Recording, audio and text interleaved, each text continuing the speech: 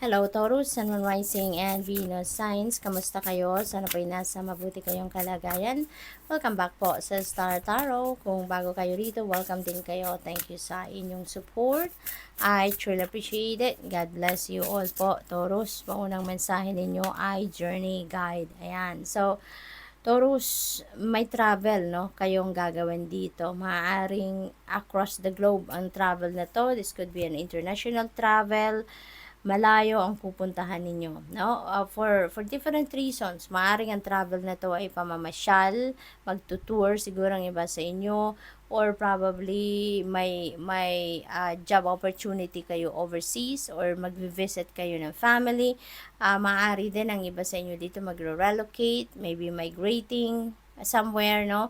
So, depende sa inyong sitwasyon. But ang panawagan sa inyo dito, sa pagbabiyahe ninyo ito, or sa pagpaplano ninyo, or pagpaprepare ng inyong pagbabiyahe, call on your journey guide para matulungan kayo na maging maayos, mas maging smooth sailing ang pagpoproseso ninyo ng mga travel documents, paghahanap ng matitirhan ninyo, paghahanap ng plane ticket ninyo. With the help of your journey guide, no, makakaasa kayo na magiging smooth sailing ang lahat at makakakuha kayo ng magagandang opportunity dito, no? So, what else? We have Archangel Raziel, wisdom, inspiration, and Akashic records. Siguro ngayon, Taurus, ano, you are already a person of wisdom. You already have a lot of lessons learned din sa buhay ninyo na na-accumulate ninyo over time. At lahat ng yan, ano, yung lessons ninyo in life, yung wisdom ninyo, yung mga natutunan ninyo sa buhay, maaaring yan ay magagamit ninyo at this time. Maybe you have that situation sa buhay ngayon wherein maa-apply ninyo dito yung inyong kaalaman, yung mga tawag dito, mga lessons ninyo in the past, no? At there could be also, or that could open up also a new set of wisdom and inspiration din, ano, na mapupulot nyo naman as you apply that old ones sa buhay ninyo sa ngayon. Ascended Masters, ayan. So, siguro madasalin din kayo, Taurus, no? Maaring meron kayong mga pinipray na novena to specific saint. Maaring ganon, or lagi kayong nananawagan, no? Sa Ascended Masters. What else? Siguro nag-devotion kayo din sa kanila, Taurus. So, we have balance. This is being sa inyo, reminded kayo dito na ibalik na ninyo ang balanse sa buhay ninyo. Okay? Wag lang kayong mag-focus sa isa o dalawang bagay lang or parte lang sa buhay ninyo, but you need to balance your life.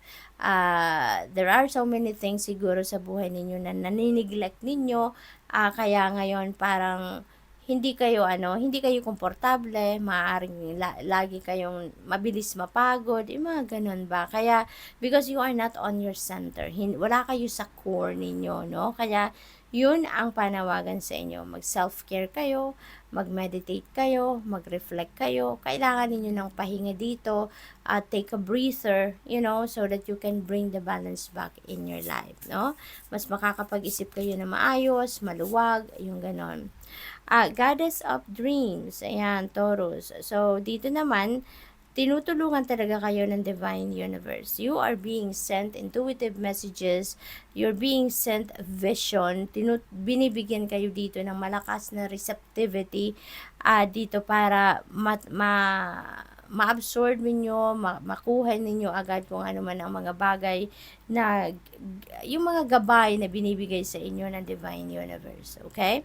Kaya pakinggan ninyo, importante na pakinggan ninyo at isabuhay ninyo kung ano man ang mga bagay na yan, no? Gabay na yan na binibigay sa inyo ng Divine Universe.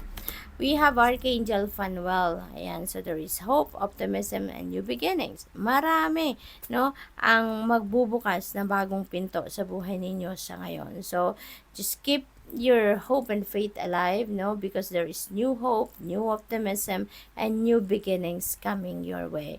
Kumbaga, parang you are also releasing something old dito sa buhay ninyo. You are about also to release anything or anyone din sa buhay ninyo dito that doesn't serve your highest good. Okay? So, tignan natin kung ano pa ang ganap dito for Taurus. We have angel number 555. Ayan. So, change, no? Talaga merong pagbabagong magaganap dito sa buhay ninyo. There are also new beginnings, no? Dito, sabi dito, you're going to level up. It might not feel good initially, but it will prepare you to handle the greater things in life for your highest good. Sa una, maybe it might be rocky, it might be uncomfortable for you as you transition, from one thing to another, from one situation to another. But, at the end of the day, you will realize, and you will feel that it is for your best interest. That is why you've been looking for. Push through it. There's a reward waiting at the finish line. Okay? We have 0909, new beginnings din ito, Taurus, no? Meron talagang pagbabagong magaganap dito sa buhay ninyo. Alright?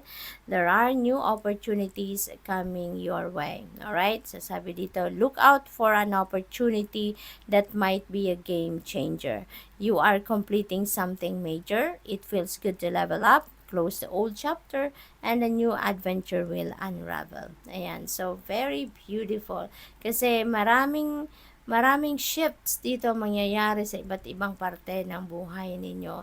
Meron kayong mga tatapusin ditong ibang parte ng buhay ninyo, proyekto, siguro, enterprise, or kung ano pa man, because mag-level up kayo. Mas papagandahin pa ninyo, mas pagbubutihin nyo pa ang inyong ginagawa, yung ganon, So, good luck.